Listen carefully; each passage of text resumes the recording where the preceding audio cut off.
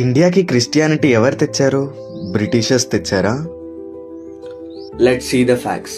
యేసుక్రీస్తు 12 మంది శిష్యులలో యేసుక్రీస్తు చేతి గాయాలని చేతితో పట్టుకుంటే కానీ నమ్మను అన్న తోమా గారు 52 ADలో ఇండియాకి వచ్చారు.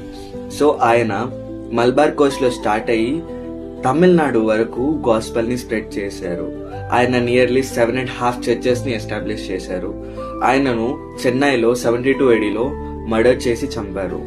సో బ్రిటిషర్స్ మన ఇండియాకి వచ్చింది 16th సెంచరీలో, అంటే 172 AD నుంచి 200 AD మధ్యలో వచ్చారు. అంటే బ్రిటిషర్స్ రాక మునిపే 1500 years బిఫోరే మనకు దేవుని సువార్త తెలుసు.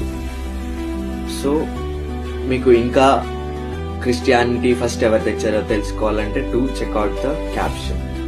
ఆమెన్.